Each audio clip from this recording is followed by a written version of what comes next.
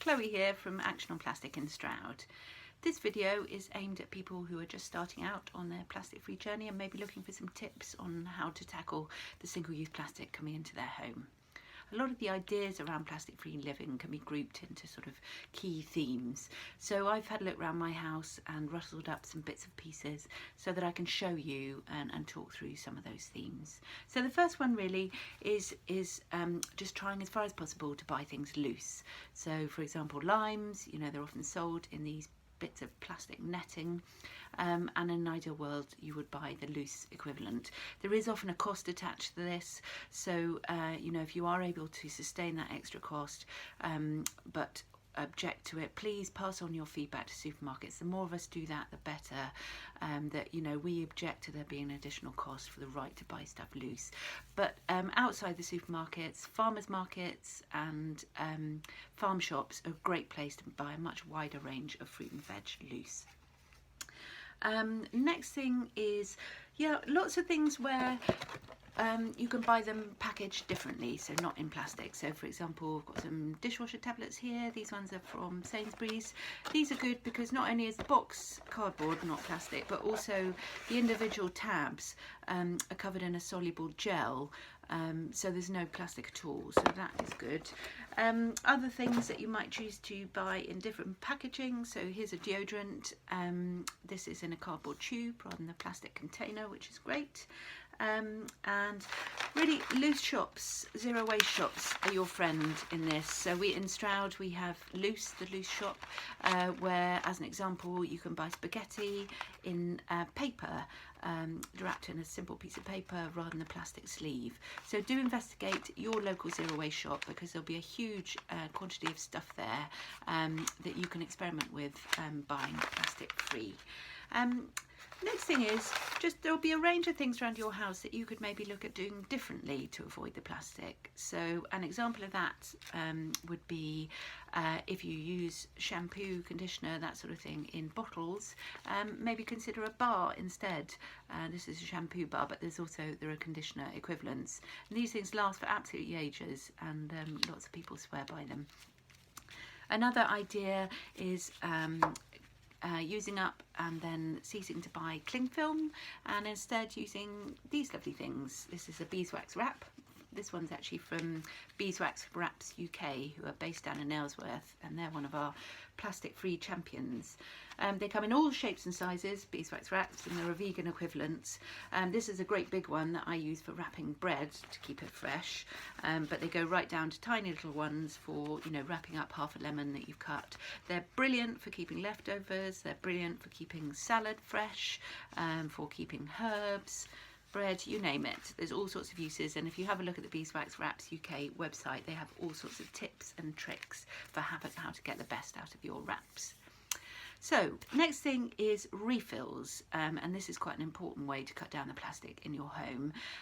One thing you can refill is milk. In Minchinhampton there is an organic dairy called Woeful Dairy and Henry's Cafe.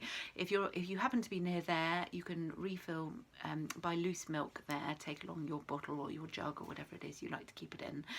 But they also have outlets over quite a large range of Gloucestershire now. And there are other micro dairies around the place, so do look out for that. That's a good way to cut down a lot of plastic.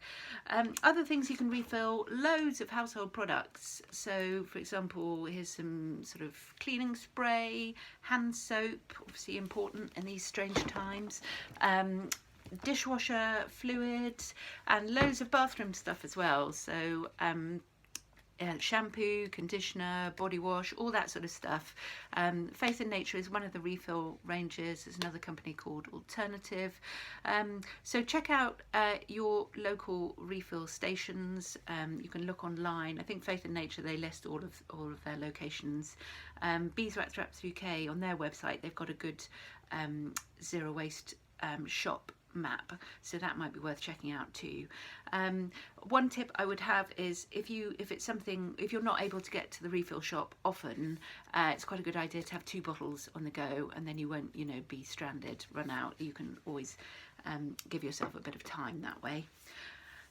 What else? Oh yes, so a bit like refills, taking your own containers is another good way of avoiding plastic. So if you're going to the supermarket, for example, and you're going to the deli counter, you know, take your own pot for olives or whatever it is you're buying.